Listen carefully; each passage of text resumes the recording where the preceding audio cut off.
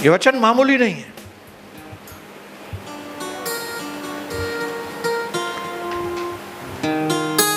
ये वचन ऐसी ताकत है जिसके द्वारा आपको सृजा गया है, आप बनाए गए हैं इस वचन के सामर्थ्य के द्वारा।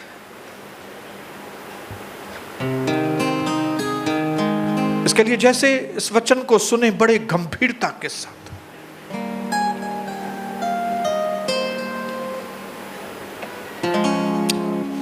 न्यायियों की किताब खोलेंगे,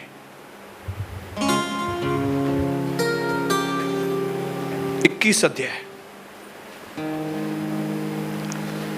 उसका लास्ट वचन, न्यायियों की किताब उसका आखिरी अध्याय, आखिरी वचन। और जब मैं इस वचन को पढ़ूं, न्यायियों 21 अध्याय उसका 25 वचन, तो अपने दोनों कानों को खोल के इस वचन को मेरे साथ बोलेंगे। दोनों कान खुले हो, जबान भी खुली हो। उन दिनों में इज़राइलियों का कोई राजा न था जिसको जो ठीक सूझ पड़ता था वही वह करता था।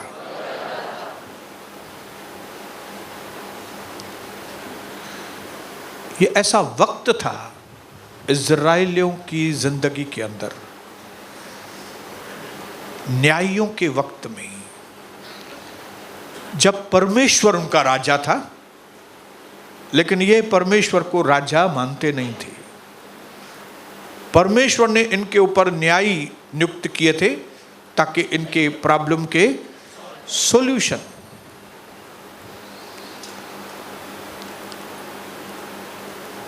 ये इजरायली लोग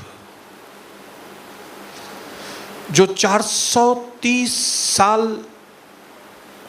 मिस्रियों की गुलामी में रहे, और 430 साल की इस गुलामी में वो इतना प्रताड़ित हुए, वे इतना तकलीफ दुखों में से गुजरे, वो इतना सताए गए कि वो अपनी खुद की पहचान भी भूल गए थे। हालेलुया। इसलिए जब प्रभु ने इन इज़राइलियों को मिस्र की गुलामी में से छुड़ाया, तो उनको वो आशीषित जगह पे लेकर आने से पहले उनको एक लंबे रास्ते से लेकर आए। जो सफर 11 दिन में पूरा होना चाहिए था कि वे मिस्र से निकलकर कनान में पहुंचते थे, लेकिन प्रभु उनको लॉन्ग रूट से लेके आया। लॉन्ग रूट क्यों? लॉन्ग रूट से क्यों लेकर आया? ताकि परमेश्वर चाहता था कि ये लोग जो है ना, ये आशीषों वाली जगह में पहुंचने से पहले अपनी पहचान को समझें। हालेलुया। दूसरे शब्दों में परमेश्वर चाहता था कि ये जो इज़राइली लोग हैं, ये गुलामी वाली सोच में से निकलकर परमेश्वर के राज्य की सोच में आए, ताकि कनान में वे बने रहे। हालेलुया। बात समझ में आ रही है? प्रभु क्या चाहता था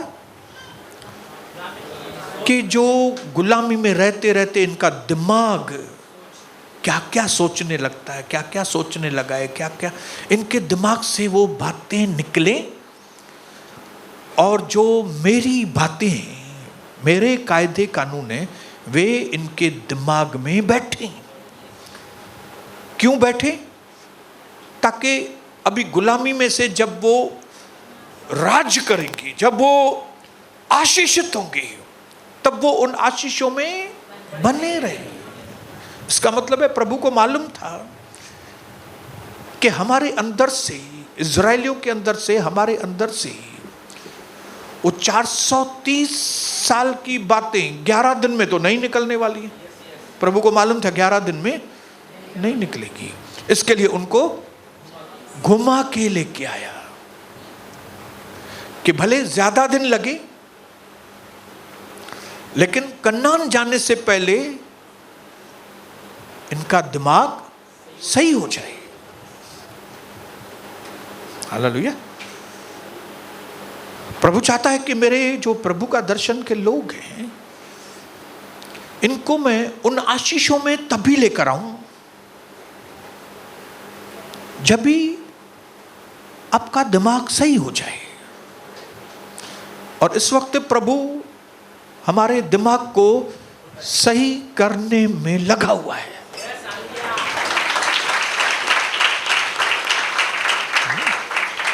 कई बार हमको तो आशीष फटाफट चाहिए, अभी का भी आशीष चाहिए, अभी चाहिए, अभी चाहिए, लेकिन प्रभु अभी नहीं देता है। अभी खाली हमको ट्रेलर देता है, ट्रेलर, थोड़ी आशीष देता है। थोड़ा आपको कर्जे में से निकालता है और फिर थोड़ी पैसों की आशीष देता है। थोड़ा इधर, थोड़ा उधर, थोड़ा इधर आशीष करता है आपको। लेकिन जो महान आशीष है उसकी, जो बातें आंखों ने देखी नहीं, जो बातें कानों ने सुनी नहीं, जो बातें मनुष्य के चित्त में कभी नहीं आई, वे बातें जो परमेश्वर ने हमारे लिए रखी हैं, वे बातें प्रभु इतना जल्दी नहीं देता। जैसे अभी उस भाई ने भी बताया आपके सामने कि मैं प्रभु में होने के बाद भी, प्रभु भोज की रोटी लेने के बाद भी मैं दारू पीता था, गलत काम करता था, ये सब काम करता था। ये दारू पीना, लड़कियों के चक्कर, निंदाएं करना, गलत संगति में बैठना, ये क्या है? ये पुरानी गुलामी वाली सोच है, मिस्र की सोच। हम प्रभु में तो आ गए, लेकिन वो दिमाग वो अभी तक नया नहीं हुआ। हालेलुया। वो शोबाजी हमारे अंदर से निकली नहीं अभी तक। वो गुरूर, वो अपने आप को कोई चीज समझना, ये चीजें हमारे अंदर से निकली नहीं। इसके लिए कई बार बड़ी आशीषें, बड़ी बड़ी माइंड ब्लोइंग, बोलो बड़ी माइंड ब्लोइंग, वो अभी तक आई नहीं। क्यों? क्योंकि कई लोगों का इन थोड़ी ट्रेलर में ही माइंड ब्लो हो गया है।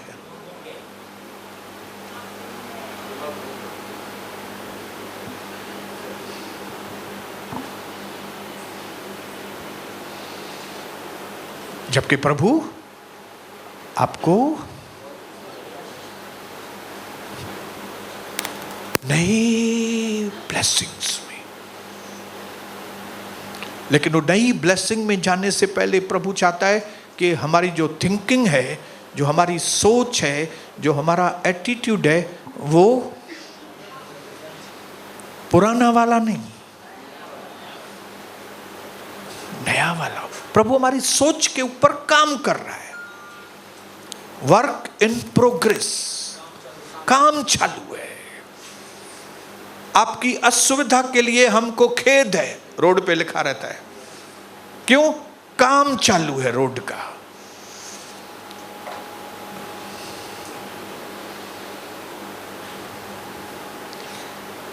वो पुरानी बातें, पुरानी दोस्ती, पुराने बॉयफ्रेंड, वो पुरानी चीटिंग, वो पुरानी हेरा फेरियां, वो पुरानी बातें बनाना, उल्लू बनाना, धोखा करना, ये निकले नहीं है अभी तक।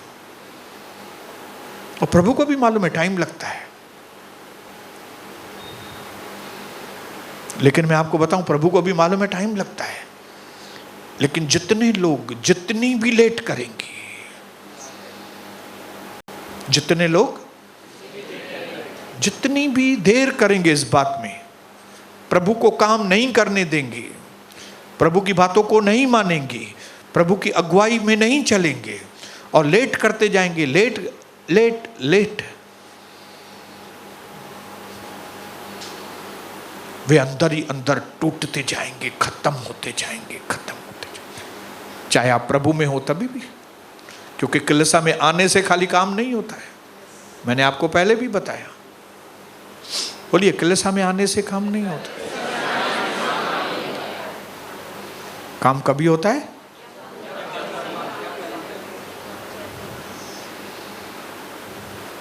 इजरायलियों की भी यही हालत थी। निकल तो आए थे,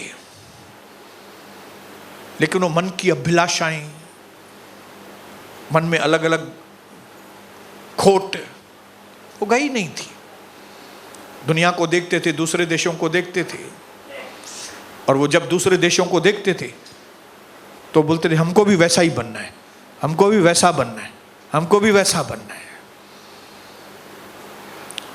दुनिया के लोग कर्जा ले रहे हैं, मुझे भी कर्जा लेना है।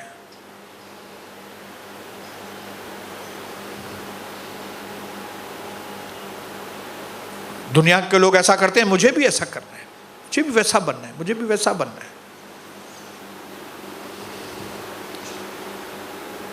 लेकिन परमेश्वर ने हमको उन भीड़ में से बाहर निकाला है। ये चीज हम भूल जाते हैं कि प्रभु ने निकाला है हमको उधर से। जो हश्र हमारा हुआ था, उनका हश्र, वो उनका जो दुनिया में उनका हश्र वही होने वाला है। हमको निकाला है परमेश्वर।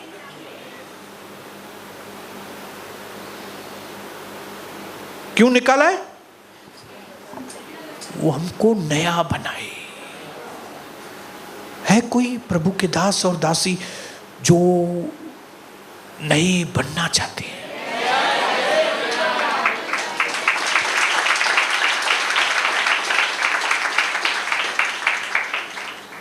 दो it takes time to change, भले थोड़ा वक्त लगता है बदलने में, but there must be your willingness. लेकिन ये आपकी इच्छा होना बहुत जरूरी है।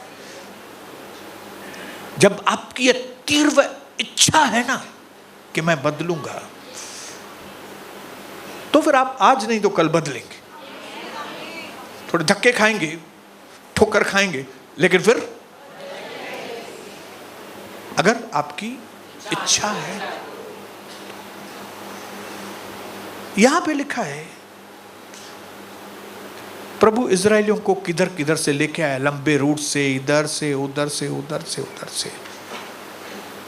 न्याय रखे उसके ऊपर, गिदोन, सैमसन, ये वो बहुत सारे लोगों को उसके ऊपर रखा। और फिर लिखा है वो समय ऐसा था जब उन दिनों में इजरायलियों का कोई राजा न था, जिसको जो ठीक सूझ पड़ता था वो वैसा करता। ये कौन से लोग? जिसको जो मांगता था वो कर रहा था। ये वो लोग जो प्रभु को अपना राजा नहीं समझते थे। जबकि निर्गमन की किताब में प्रभु ने उसको 10 आज्ञाएं दी थी। जैसे राजा की आज्ञाएं आती हैं, उसने जैसे एक देश का कायदा कानून रहता है, प्रभु ने उनको पहले ही उस कायदे कानून को दिया था। लेकिन ये लोग परमेश्वर को थोड़े दिन के लिए प्रभु मानते थे, फिर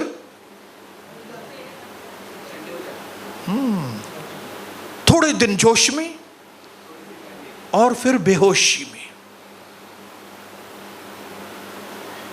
फुस फटाके। आज कलीसिया ऐसे फुस फटाकों से भरी हुई है। 2 दिन देखेंगे एकदम जोश में, क्या तो वचन था, जबरदस्त था। ये 3 दिन उपवास, प्रार्थना, ब्रदर परमेश्वर ने मेरे जीवन में ऐसा काम किया, मैं आगे से हाँ ऐसा ऐसा ऐसा। और 1 हफ्ता बराबर भी चलेंगे, और फिर ये वो लोग हैं जिनको जैसा ठीक सूझ पड़ता था, जैसे दुनिया करती है। दुनिया में ऐसा ही है ना भाई, आपको जिसके ऊपर भी विश्वास करना है आप करो। दुनिया में किसी के ऊपर है ही नहीं कोई रिस्ट्रिक्शन, ना ही गवर्नमेंट उसको कुछ बोलेगा। तुमको जिसके ऊपर भी विश्वास करना है करो, तुमको जिधर भी जाना है जाओ, तुमको किसी के विरोध में बात करना है, तुमको अधिकार है भाषा बोलने का, तुम किसके भी विरोध में बात करो, स्पीच का तुमको आजादी है। इसके लिए क्या हो गया, सारी दुनिया में गड़बड़ है, जिसको इंग्लिश में कहते हैं chaos। बराबर बोल रहा हूं कि स्पेलिंग बराबर, pronunciation chaos, CHAOS, chaos। We are in the midst of chaos। हम चौधारी गड़बड़ों के बीच में हैं, लेकिन इन सारी गड़बड़ों के बीच में परमेश्वर यह उम्मीद करता है कि हम परमेश्वर के कायदे कानूनों के ऊपर चलें।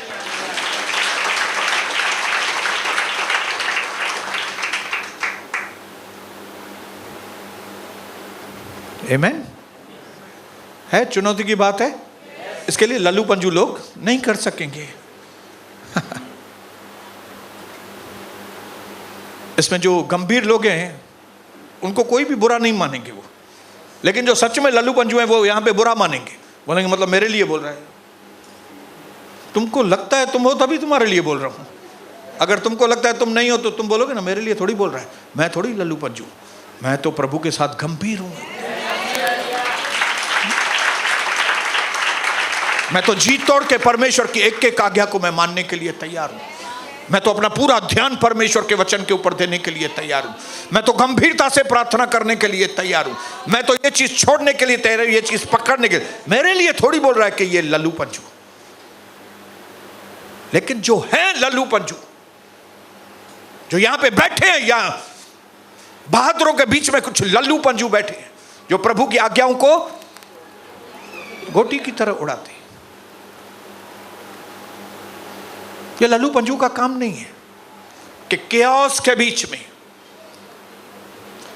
पूरे खानदान में गड़बड़ी है, लेकिन सिर्फ ये आदमी उस खानदान के बीच में प्रभु यीशु मसीह की आराधना कर रहा है।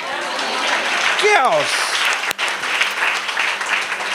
वो आदमी अलग रहने के लिए तैयार है, वो अपने आप को अलग करने के लिए तैयार है, वो अपनी नजरों को रिश्तेदारों से हटाने के लिए तैयार है, वो अपनी नजरें दूसरे सब चीजों से हटाने के लिए तैयार है, क्योंकि उसने अपनी नजरें पर्वत की ओर लगाई है। जो मेरी सहायता है वो पर्वत की ओर से मेरी है।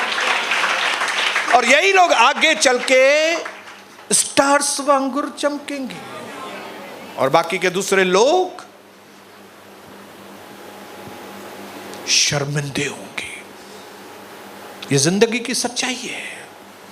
इसके लिए प्रभु की दासी बोलती है, उठते बैठते अपने लिए परमेश्वर का भय मांगो कि मैं टाइम पास व्यक्ति नहीं बनूं। हालेलुया।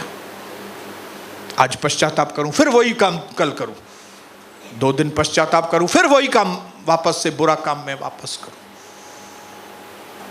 क्योंकि परमेश्वर ने हमें अपना बेटा बेटी बनाया। हम सुअर नहीं है कि हम घड़ी घड़ी अपने आप को कीचड़ में, घड़ी घड़ी डिसोबीडियंट, घड़ी घड़ी आज्ञा का तोड़ना, घड़ी घड़ी आज्ञा का तोड़ना, घड़ी घड़ी आज्ञा का तोड़ना। आज मैं आपको खुशखबरी बताना चाहता हूं, प्रभु आपको बहुत ऊंचा उठाना चाहता है।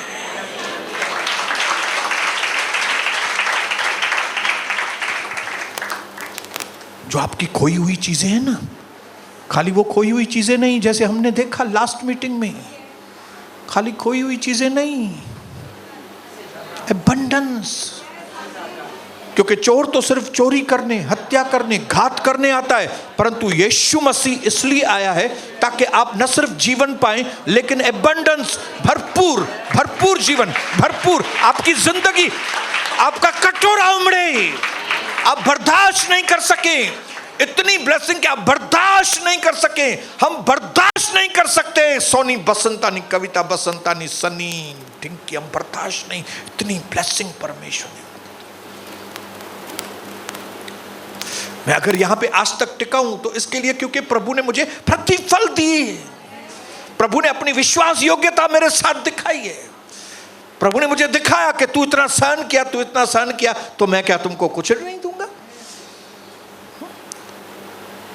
तू इतने घंटे यहां पे अकेले अपने आप को बंद करता है, तो मैं तुझे क्या आशीष नहीं दूंगा? तूने पाप को अपने जीवन में जगह नहीं दी, तू शैतान को अपने जीवन में जगह नहीं देता, तो मैं क्या तुझे प्रतिफल नहीं दूंगा?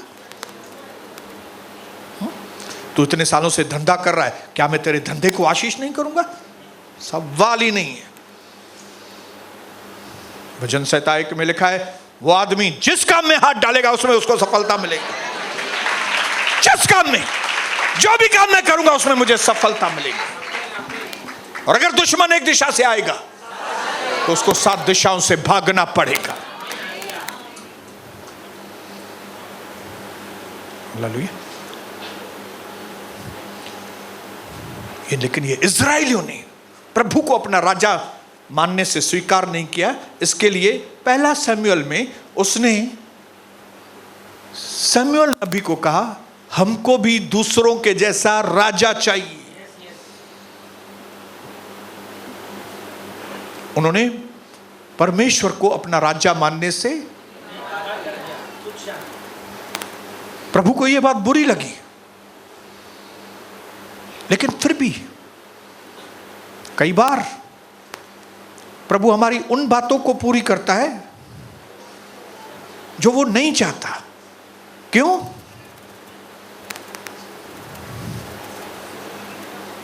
आपको सबक सिखाने के लिए। हालेलुया। कई बार कोई चीजें प्रभु अलाउ करता है आपके जीवन में, इसके लिए नहीं कि वो बहुत खुशी से, आपको सबक सिखाने के लिए। प्रभु ने कहा, तुमको राजा चाहिए? शमूएल जाओ, इनके बीच में एक व्यक्ति है जो लंबा चौड़ा है, जिसके कूले, वो खड़ा रहेगा भीड़ तो उसके कूले सबसे, शोल्डर सबसे ऊंचे दिखेंगे। उसका नाम शाऊल है और वो बेंजामिन के गोत्र में से है। तुम उसको आगे बुलाना और उसको इनका राजा बनने के लिए अभिषेक करना। और शमूएल आया, उसने इजरायलियों को बताया कि प्रभु तुमसे खुश नहीं है। जैसे आज भी प्रभु आपसे, कई लोगों से बात कर रहा है कि प्रभु आपसे खुश नहीं है। कई लोगों से खुश है लेकिन कई लोगों से खुश नहीं है। खुश नहीं है लेकिन फिर भी प्रभु तुमको दे रहा है कोई चीज। क्यों? सबक सिखाने के लिए। लेकिन जो लोग प्रभु को खुश करते हैं उनको प्रभु क्यों देता है? आपको आनंदित करने के लिए। जो प्रभु की मानते हैं उनको क्यों देता है प्रभु? आपको एग्जॉल्ट करने के लिए, आपको ऊंचा उठाने के लिए प्रभु देता है। लेकिन जो प्रभु की नहीं मानते, जो प्रभु से गलत चीज का हट करते हैं, प्रभु उनको भी देता है। लेकिन उनको देता है क्यों? सबक सिखाने के लिए। प्रभु ने शाऊल को अभिषेक किया।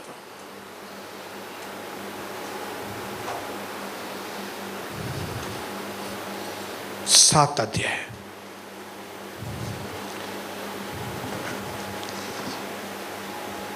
दस अध्याय, पहला शमूएल। सब लोग खोलेंगे 10 अध्याय।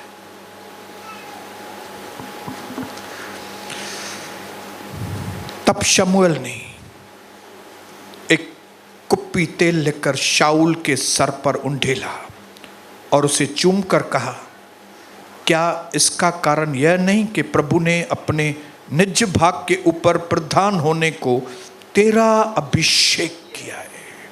यहां पे इज़राइल के पहले राजा का अभिषेक हो रहा है। एक बहुत बड़ी कुर्सी किसी व्यक्ति को मिल रही है। हालेलुया।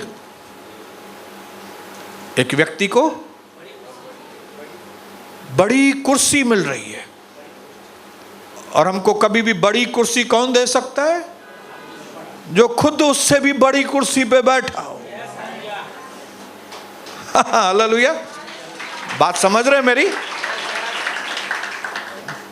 जो और ऊंचे पे बैठा है वो ही हमको ऊंचा उठा सकता है, जो नीचे है वो हमको क्या ऊंचा करेगा। बात समझने की रहती है कभी भी ध्यान में। इसके लिए हर एक अधिकार स्वर्ग से होता है। हर एक राजा जो है वो स्वर्ग की ओर से बनाया जाता है। तेल का अभिषेक किया।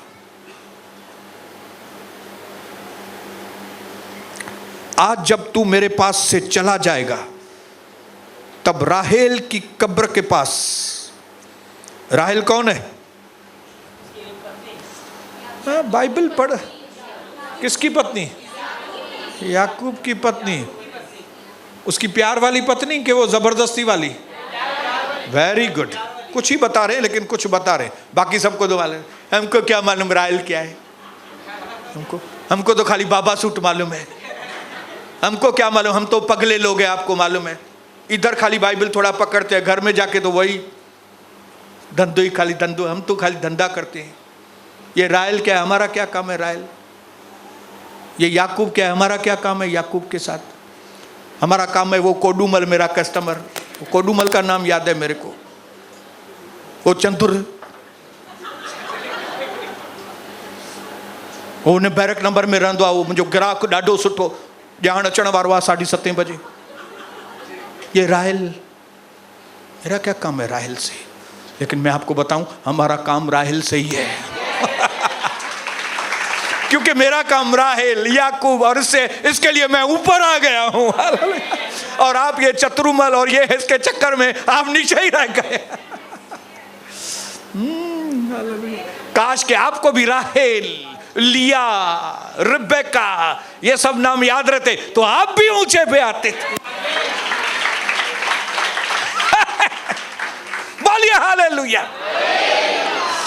आज जब तू मेरे पास से चला जाएगा, ध्यान से सुनना, अभी राजा की कुर्सी पर बैठने के लिए अभिषेक हुआ है। किसका? शाऊल। एक बहुत बड़ा बदलाव एक छोटे व्यक्ति के जीवन में हो रहा है। छोटा व्यक्ति, ये बेंजामिन मतलब छोटा घराने का व्यक्ति। एक छोटे व्यक्ति को परमेश्वर बड़ा बना रहा है। आज जब तू मेरे पास से चला जाएगा, तब राहेल की कब्र के पास, जो विन्यामीन प्रदेश के सीमा पर सेल्सा में है, 2 जन तुझे मिलेंगे और वे तुझसे कहेंगे, जिन गधियों को तू ढूंढने के लिए गया था वे मिल गई हैं, तुम्हारे बाप को मिल गई हैं वो गधियां। लेकिन और सुन, तेरे पिता अब उन गधियों की चिंता छोड़कर तुम्हारे कारण कूदता हुआ कह रहा है, अरे गधे तो वापस आ गए, लेकिन ये मेरा बेटा किधर चला गया है शाऊल, कि मैं अपने पुत्र के लिए क्या करूं। अभी मतलब वो गधों को नहीं ढूंढ रहा है तेरा बाप, अभी तेरे बारे में उसको फिक्र हो गया है। ऐसे 2 लोग मिलेंगे तुमको, वो लोग तुमको कहेंगे। ये क्यों बोल रहा है प्रभु का दास उसको? ये बोल रहा है ताकि तुमको मालूम पड़े कि मैंने जो तुमको राजा बनने का अभिषेक किया है, ये बोलने वाला जो मैं शमूएल हूं, मैं प्रभु की ओर से हूं। इसके लिए मैं तुमको कंफर्मेशन देता हूं कि तुम जैसे यहां से जाओगे, तुमको 2 लोग मिलेंगे, और वो 2 लोग तुमको क्या बोलेंगे कि तुम जो गधे को ढूंढने के लिए निकले थे शाऊल, और तुम इधर सभा में पहुंच गए और इधर तुम राजा बन गए, तो तुम्हारा बाप जिसने तुमको भेजा था कि भाई मेरे गधे ढूंढ के लाओ, वो गधे तो वापस पहुंच गए उधर, लेकिन अभी वो तेरे कंफर्मेशन। जब कभी आप प्रभु के चुने हुए रहते हैं ना, प्रभु आपको ऊंचा उठाने के लिए, तो प्रभु अपनी बातों को कंफर्म करता है। प्रभु जब आपसे बात करता है ना, तो बोलता है ये चीज कंफर्म करना, ऐसा ही है कि नहीं, ताकि तुमको मालूम पड़े कि मैं हूं प्रभु, मैं तुमसे बात कर रहा हूं। राहेल, राहेल बोलो, राहेल सच्चा प्यार याकूब का, जिसके प्यार के चक्कर में उसने 14 साल कमा दिए। लेकिन ये राहेल को एक बेटा हुआ, फिर दूसरा बेटा, जब वो निकल रही थी उधर से, लेकिन ये दूसरे बेटे को जन्म देते देते वो मर गई। जब वो बच्चा उसके अंदर से निकला मार्ग में, तब दाई ने बच्चा तो पकड़ लिया और दाई ने उसको बताया कि तुमको बेटा हुआ है दूसरा भी। उसने बोला बेटा तो हुआ है, लेकिन मैं खत्म हो रही है, मेरा सांस जा रहा है, इसके लिए मैं इसका नाम, मैं इसको दुख की संतान, मैं इसका नाम रख रही हूं दुख की संतान। मेरे को दुख देने वाला, मेरी मृत्यु को देखा। तब याकूब आया और याकूब ने बोला क्या बोल रही है तू? अपने नजरिए से इसको देख रही है, क्योंकि तू मर रही है, तेरी जान निकल रही है, इसके लिए तू इस बेटे को तू ये नाम दे रही है कि दुख देने वाला। लेकिन ये नाम इसका नहीं होगा, मैं इसका बाप बोलता हूं, इसका नाम बेंजामिन होगा। बेंजामिन मतलब मेरे बुढ़ापे की ताकत बनेगा।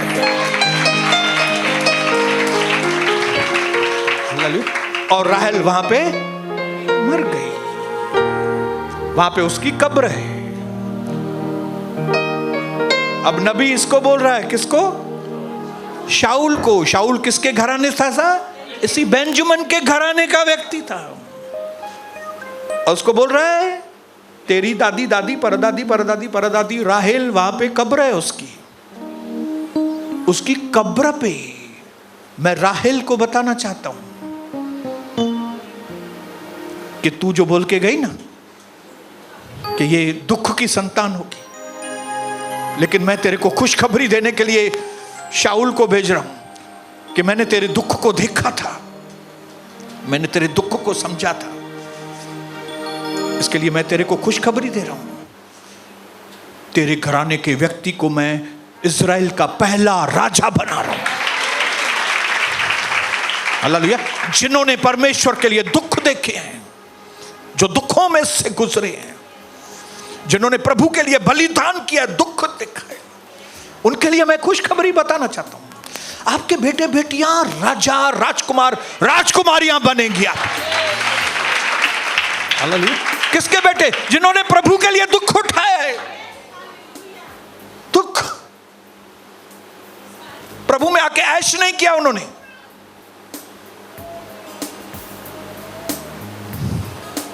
समझ जाना बात को। वे तुझसे कहेंगे जिन गधियों को तू ढूंढने वो मिल गई है, और सुन तेरा पिता गधियों की चिंता छोड़कर तुम्हारे कारण कूरता हुआ कह रहा है कि मैं अपने पुत्र के लिए क्या करूं। ये तुमको कंफर्मेशन है। फिर वहां से आगे बढ़कर जब तू ताबोर के बांज वृक्ष के पास पहुंचेगा, वहां तुमको 3 जन परमेश्वर के पास बैतल को जाते हुए तुझे मिलेंगे। उनमें से एक बकरी के 3 बच्चे, दूसरा 3 रोटी और तीसरा एक कुप्पा दाख मधु लिए हुए होगा, और वे तेरा कुशल पूछेंगे और तुझे 2 रोटी देंगे। न सिर्फ मैं तेरे को कंफर्मेशन देगा कि मैं तुझे बहुत बड़ा राजा बना रहा हूं, खाली कंफर्मेशन नहीं दूंगा, मैं तुमको रोटी देके पवित्र बनाऊंगा। रोटी। जब एमाउस के मार्ग पे रोटी तोड़ के खाई, क्या हुआ? आंखें खुल गई। प्रभु ने कहा नसर मैं तुझे कंफर्मेशन देता हूं, मैं तुम्हारी आंखें खोलूंगा। क्यों? क्योंकि मैं तुमको बदलना चाहता हूं। मैं चाहता हूं कि वो तुम्हारी पुरानी मेंटल, क्यों अभी राजा है, तू पुरानी मेंटलिटी, पुरानी सोच को खत्म कर। इसके लिए मैं तुमको कंफर्मेशन दे रहा हूं, इसके लिए मैं तुमको पवित्र कर रहा हूं। उनके पास दाखरस भी होगा, उनके पास बकरी के बच्चे भी होंगे, लेकिन वो तुमको खाली रोटी देंगे, वो भी प्रभु की रोटी, क्योंकि वे आराधना करने के लिए जा रहे हैं। और मेरी रोटी वो तुमको देंगे। क्यों? मैं तुमको पवित्र करूंगा।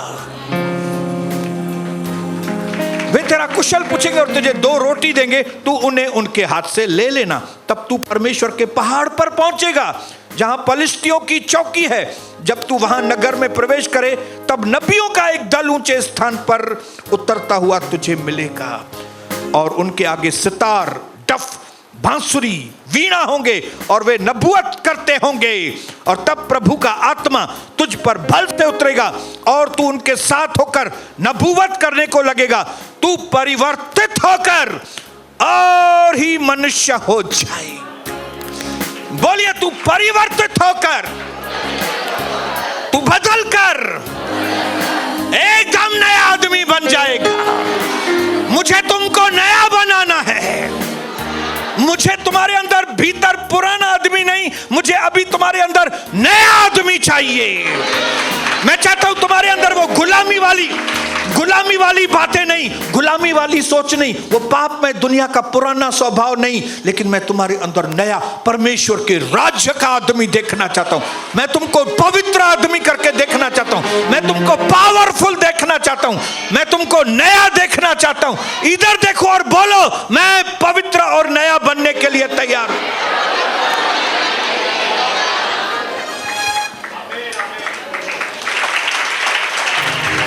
क्या लिखा है यहां पे? आराधना करते हुए लोग आएंगे।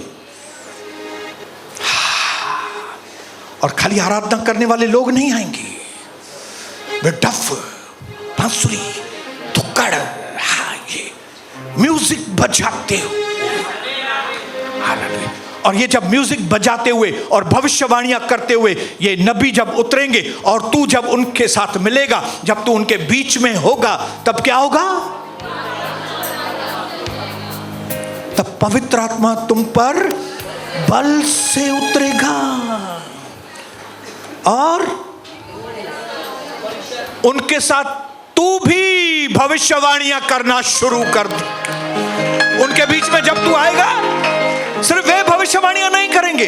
जब तू उनके बीच में आएगा, तूने कभी पहले भविष्यवाणी नहीं की, लेकिन जब उनके बीच में तू आएगा, तेरी संगति जब वो बदल जाएगी, तब तू भी जैसे वे प्रभु की आराधना करते हैं, वे प्रभु की स्तुति करते हैं, वे भविष्यवाणी करते हैं, वैसे तू भी। तू सिर्फ राजा नहीं, तू मेरा भविष्यद्वक्ता ठहरेगा। तू बदल जाएगा, तू नया हो जाएगा। मेरे भाइयों बहनों, परमेश्वर हमारे वातावरण को बदलने के लिए नहीं आया, परमेश्वर हमको बदलने के लिए आया है। प्रभु चाहता है मैं बदलूं, ताकि मैं बदलूं तो मैं अपने वातावरण को बदलूं, आसपास की एरिया को मैं बदलूं, ताकि मैं बदलूं। बोलो, मैं बदलूं, मैं बदलूं, मैं बदलूं। आपको प्रभु ने यहां क्यों बुलाया? बदलने के लिए। आपका पुरानी गंदी चीजों को छोड़कर नया बनने के लिए प्रभु ने आपको बुलाया है। क्यों? क्योंकि वो आपको राजा बनाना चाहता है। आप राजा बनेंगे, लेकिन आपकी सोच भिखारियों के जैसी होगी तो कैसा चले? आपको मालूम है, कई बड़े होने के बाद भी उनको भिखारीपन नहीं जाता, पुरानी संगति नहीं छोड़ती। लेकिन आज मैं आपको यहां पे बताने के लिए आया हूं कि परमेश्वर इन 3 दिन की उपवास प्रार्थना के बाद एक एक व्यक्ति को देख रहा है और हमको ऐसे माहौल में लेकर आया है। यह आदमी साउल कौन से माहौल में आया? कई बार हमारे जिंदगी में जब म्यूजिक आती है, कम ऑन म्यूजिक, आप देखिए आपके घर में कैसा भी माहौल होगा पहले, लेकिन आप जरा कोई प्रभु का गीत या म्यूजिक चलाओ, क्या होता है?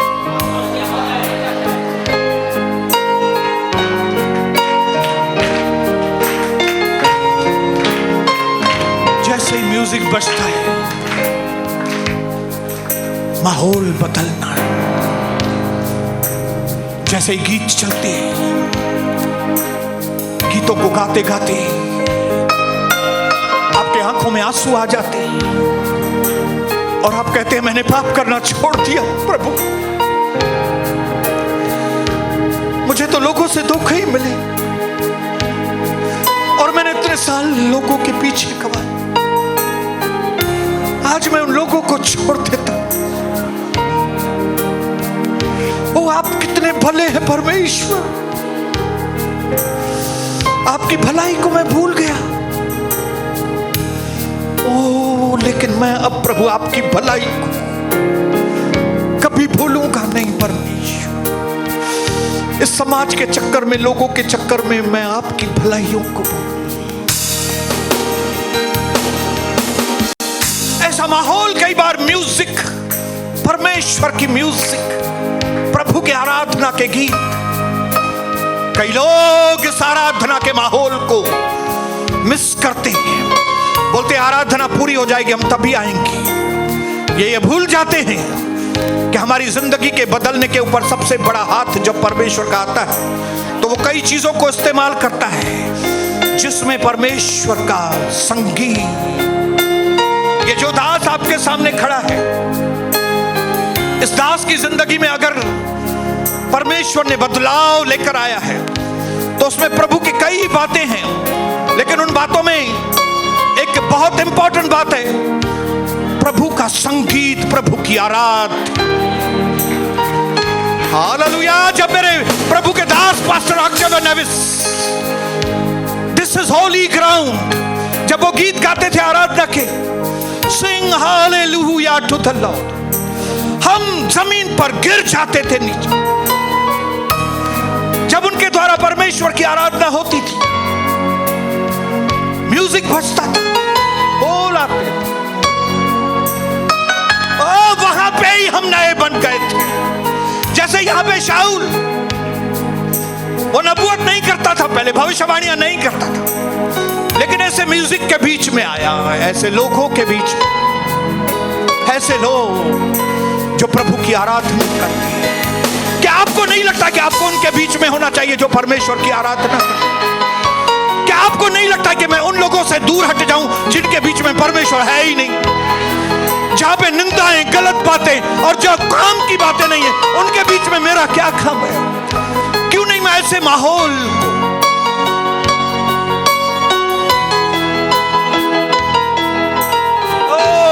Hallelujah, hallelujah. मैं माहौल को छोड़ रहा हूं, पहले वाले को, मैं नए माहौल को पकड़ रहा हूं, मैं पुरानी संगति को छोड़ रहा हूं, मैं नई संगति को पकड़ रहा हूं, मैं पुराने धंधे के तरीके को खत्म कर रहा हूं, चीटिंग, धोखा मैं छोड़ रहा हूं, मैं अपने जीवन में सच्चाई को मोल लेना चाहता हूं, मैं अपनी पत्नी के साथ विश्वास योग्य बनना चाहता हूं, मैं प्रभु आपके साथ विश्वास योग्य बनना चाहता हूं। ये आलिया तेरे या भाई, मैं चोरी, धोखेबाजी को मैं धंधे में से छोड़कर मैं सच्चाई के साथ काम करना चाहता हूं। मैं प्रभु आपके घर में, कलीसिया में अब मैं ईमानदार बनेगी परमेश्वर। मैं जिन लोगों के संगति की वजह से मैं आगे नहीं बढ़ पा रही हूं, मैं उनकी संगति छोड़ दूंगी, चाहे वो मेरे सगे भाई बहन क्यों ना हो, चाहे वो मेरे सगे मामा मामी, चाचा चाची क्यों ना हो, मैं उनके बीच में से निकल आती हूं, मैं निकल आता हूं उनके बीच में से, क्योंकि परमेश्वर ने मुझे राजा बनने के लिए अभिषेक। शाऊल ने कहा मैं तो राजा, इजराइल का पहला राजा, मैं तो बेंजामिन, एकदम नीचे के घराने का मैं व्यक्ति था, मेरे पास क्या था? मेरे पास कुछ भी नहीं था, तेल डाल दिया है मेरे ऊपर उसने। जैसे आज यहां से जाएं, इस म्यूजिक को कभी ना भूलना, इस आराधना को कभी ना भूलना। यह आराधना आपके जीवन को बदल देगी मेरे भाइयों बहनों। आपके अंदर नया व्यक्तित्व, नए विचार, नए सोच, नए रास्ते आपके अंदर बन जाए। अगर एक इंसान को कोई बदल सकता है तो सिर्फ और सिर्फ परमेश्वर की आत्मा। परमेश्वर की आत्मा मुझ पर है, इसीलिए कि उसने मुझ पर अभिषेक किया। Hallelujah, hallelujah, hallelujah, hallelujah, hallelujah. आइए मेरे पीछे प्रार्थना करेंगे, मेरे पीछे प्रार्थना करेंगे, बोलेंगे मेरे स्वर्गीय पिता, आज मैं इस बदलने वाले माहौल में मैं अपने आप को भी बदल देता हूं। ऐसे माहौल में मैं पहले जैसा नहीं रहूंगा। हमेशा के लिए मैं पुराने स्वभाव को, अपनी बेईमानी को, लोगों के साथ ज्यादा मेलजोल आज मैं छोड़ देता हूं। मैं आपके साथ जोड़ देता हूं अपने आप को। मैं आज जुड़ता हूं आपके साथ। मेरा प्रभु, मेरा यीशु कितना महान, कितना ऊंचा है। Hallelujah, hallelujah. मैं उसका हूं, वो मेरा है। मेरा जो कुछ है वो उसका है, और जो कुछ उसका है वो सब मेरा है। मैं उसके चरणों को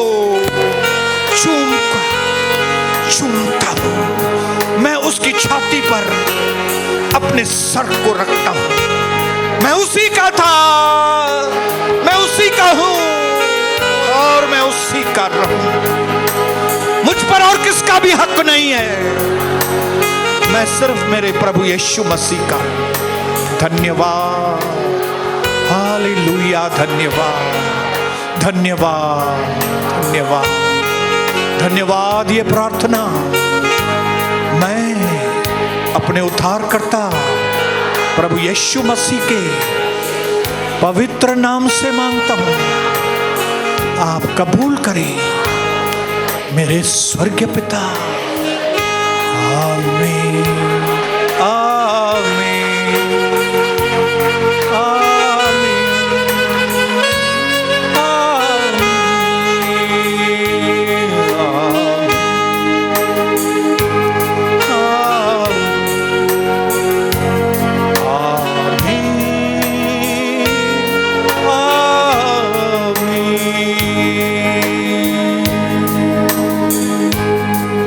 प्रभु आप सबको बहुत अच्छी तालियां देकर प्रभु